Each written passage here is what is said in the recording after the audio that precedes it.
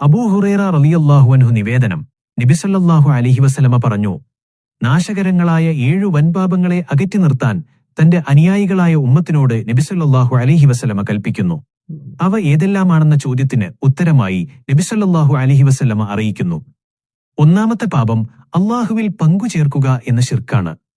അല്ലാഹുവിന് ഏതെങ്കിലും നിലക്ക് ഒരു പങ്കാളിയെയോ തുല്യനെയോ വകവെച്ചു കൊടുക്കുന്നതിനാണ് ഷിർക്ക് എന്ന് പറയുക.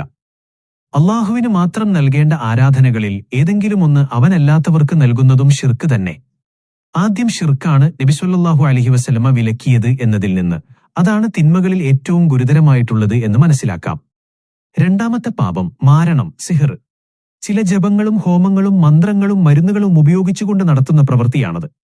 മറ്റൊരാളെ വധിക്കുന്നതിനോ അയാൾക്ക് രോഗം വരുത്തുന്നതിനോ ഭാര്യാഭർത്താക്കന്മാർക്കിടയിൽ അകൽച്ചയുണ്ടാക്കുന്നതിനോ സിഹർ ചെയ്യുന്നവരുണ്ട്. പൈശാചികമായ പ്രവൃത്തിയാണ് ഇത് എന്നതിൽ സംശയമില്ല.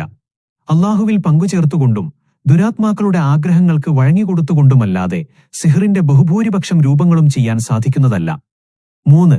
അന്യായമായി അല്ലാഹു നിഷിദ്ധമാക്കിയ ഒരു ജീവൻ ഹനിക്കൽ.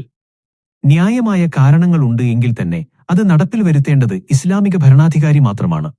4. പലിശ മുതൽ ഭക്ഷിക്കുകയോ മറ്റേതെങ്കിലും വിധത്തിൽ അതിൽ നിന്ന് പ്രയോജനമെടുക്കുകയോ ചെയ്യൽ. 5. പ്രായപൂർത്തിയെത്തുന്നതിനു മുൻപ് പിതാവ് മരണപ്പെട്ട കുട്ടികൾ ഇസ്ലാമിക നിയമത്തിൽ അനാഥനാണ്. അവന്റെ സ്വത്ത് അതിക്രമത്തിലൂടെ കൈവശപ്പെടുത്തുക എന്നത് നിഷിദ്ധമാണ്. 6. നിഷേധികളുമായുള്ള യുദ്ധത്തിനിടയിൽ പിന്തിരിഞ്ഞോടൽ. 7. ചാരിത്രവതികളായ സ്ത്രീകളെക്കുറിച്ച് വ്യഭിചാരാരോപണം ഉന്നയിക്കൽ. പുരുഷന്മാർക്കെതിരെ വ്യഭിചാരാരോപണം ഉന്നയിക്കുന്നതും അപ്രകാരം തന്നെയാണ്.